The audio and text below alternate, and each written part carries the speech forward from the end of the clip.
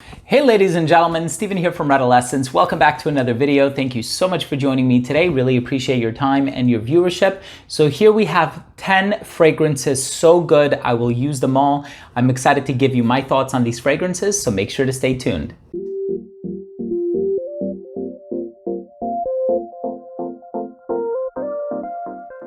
Before I begin this video and I tell you all about 10 fragrances so good I will use them all, and I would even consider purchasing backup bottles of when I'm running low, I do want to mention that if you are a fan of fragrance related content, if you like fragrance reviews or top 10 lists just like this here on YouTube, but also giveaways, unboxings, special guests and more, please do consider supporting this channel by subscribing to it. All you have to do is click on that red button down below. It would mean so much to me.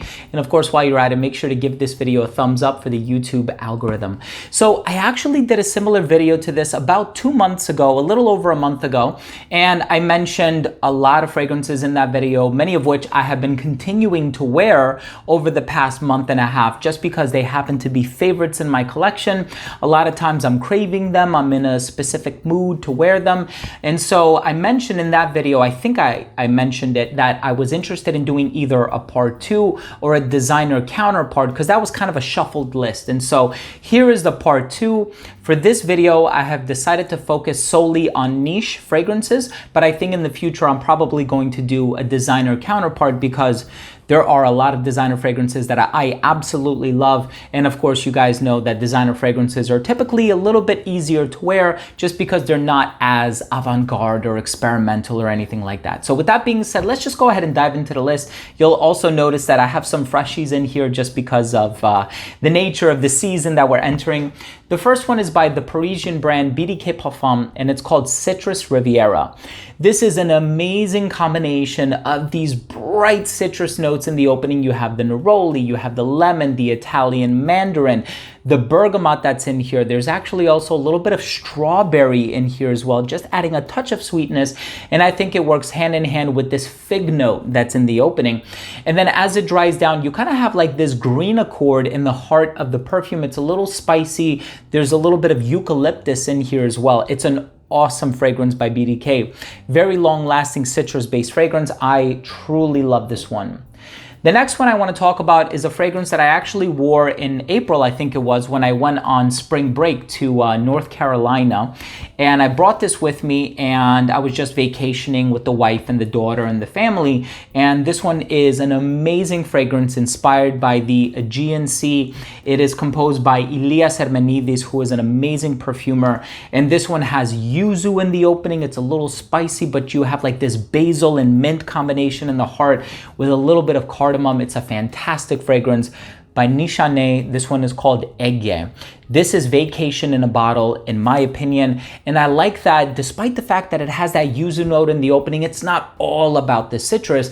It kind of is a little bit about those herbal and aromatic properties in the heart. The basil gives it this richness. The mint really opens up the composition. It's an amazing fragrance. I absolutely love this one. The next one that I want to talk about has this melange of fruits in it. It has coconut, plum, vanilla. There's caramel drenched all over this composition. A little bit of spiciness in here as well. Some floral ingredients that kind of tame the composition. You have like this jasmine, lily of the valley, and musk combination that kind of creates this serenity in the base. But the opening with the coconut and the wild berries and the plum and a little bit of cinnamon as well, if I'm remembering correctly, it's absolutely gorgeous. This one by Tiziana Terenzi is called Orza. There are many fragrances from the Sea Stars collection that I absolutely love. Atlantide or Atlantide is one that I really love. And there's also Telea, Poggia. I have been wearing those fragrances a lot recently as well. But Orza, there's something really special about this. The fruits are just so flavorful and mouth-wateringly good, so exotic. Just that caramel that's drenched over all of these really exotic fruit notes is something that I can't get enough of. And so I wear this one all the time, really loving Orza by Tiziana Terenzi. The next fragrance that I want to talk about is actually a lavender-based fragrance, and it is a flanker. It's by the company Casa Morati, which is under the Xerjoff umbrella, and this one is called Mephisto Gentiluomo. Now this one, you have that lavender that is so posh, so elegant, but it's not too bright or too astringent. And I think the smoothness in this fragrance is created from the rose, mostly the iris, but a little bit of violet that's in here too. You have this grapefruit note in the opening that really opens up the composition, really creates this brightness that, like I said, is not coming from the lavender, it's coming from the grapefruit, but the lavender just creates this gentlemanly vibe, as if the bow tie on the collar of the bottle didn't give that away. This is an amazing fragrance for the summertime. You guys probably remember, if you saw the video, you probably remember seeing it in my top 10 best summer fragrances of 2020 list. Had so much fun wearing it in quarantine. The next fragrance on this list is an elemi resin based fragrance. So elemi gives off this piney balsamic quality, but it also has like a citrusy facet. So it has the citrus in the opening, it has the elemi resin, a little bit of incense, you have iris in here, you have vetiver, you have some woods, a little bit of cardamom. It's the most complex fragrance in this entire list, and it's called A Midsummer Dream by Roja Parfum.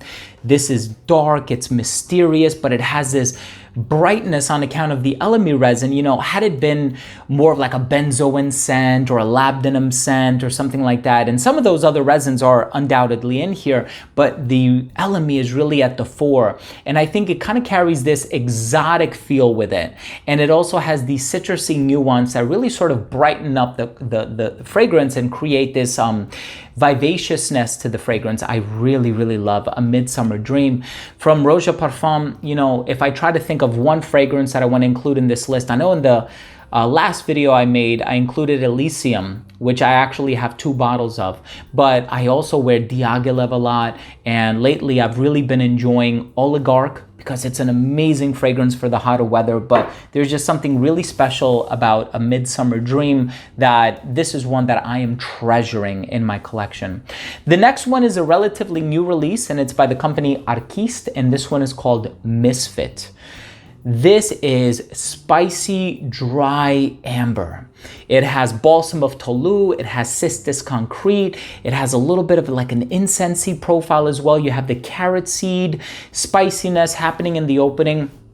This is a composition by Rodrigo Flores Ru, who has done many fragrances, both designer and niche. There's something really kind of rebellious about this one, and I guess the name Misfit kind of influences me, if you will, but there is something very dry, spicy, ambery, mysterious about this. Not a whole lot of vanilla happening in here, but you do have the cistus and the benzoin and the olibanum, and the spices that are in here is just an amazing fragrance. If you have the opportunity to check it out, if you are a fan of dry and spicy amber fragrances, check out Misfit by Artiste. The next fragrance that I want to talk about has this spicy mint note in the opening, and it's this brightness that is created from the mint and the cinnamon that is like one of my favorite aspects of this entire fragrance. Of course, it dries down to some woods and resins, almost like this tobacco-y nuance. This one by the company Amouage is called Enclave. I believe this one was composed by Julien Rasconet, and he's an amazing perfumer as well. So the spiciness, the cinnamon, the sweetness, the mint, the vanilla, but it's not too sweet. You know, there's a level of sophistication about Enclave as well. Definitely a fragrance that I am treasuring in my collection. I will end up using the whole thing inevitably. Now for the next fragrance in this list, I'm probably about 30% down in my bottle, maybe even closer to 50 at this point, because I wear this one so much. I'm kind of retiring it a little bit for the hotter weather, or I should say there are other fragrances from this line that I would probably wear in place of this for the hotter weather, but this one is Side Effect by Inicio Parfum Privé. Rum, cinnamon, a little bit of like a tobacco-y nuance. You have the hedione that's in here. You have the tonka bean, the vanilla. It's sweet, it's sexy, it's seductive. It's mysterious, it's a perfect date night scent, and the hedione has this pheromone-like effect, and so it really draws people closer to you. I love Side Effect from Inicio Parfum Privé. What am I wearing for the hotter weather? Musk Therapy, of course. Also a little bit of Rehab, because I think while I do get like autumn vibes from it, I can see it being a pretty versatile scent. in the sense that I can see myself wearing it all year round. The number 2 fragrance is one that I picked up a few months ago, and it's this spicy cedarwood scent. You have this pimento pepper in here, you have the cedarwood, which in and of itself is kind of spicy, and it also reminds me a little bit of juniper berry, just because it kind of has like this woodsy and astringent quality about it. This one by the company Agato is called Fauno. This fragrance is absolutely amazing. It's this masculine, slightly rugged, very sophisticated, manly sort of a scent. And just that spicy cedarwood gives off this really mysterious and powerful vibe. I mean, that's the best way that I can describe it. If you are a fan of cedarwood as a note, I know there are a lot of fragrances out there, like Byredo has a couple of them. One of my favorites is called Mr. Marvelous. But if you are a fan of some of the more dry, woodsy, sort of lumberjack, rugged types of cedarwood fragrances, you gotta check this one out. There's just something really dark, daring, mysterious, and rebellious about it. I absolutely love it.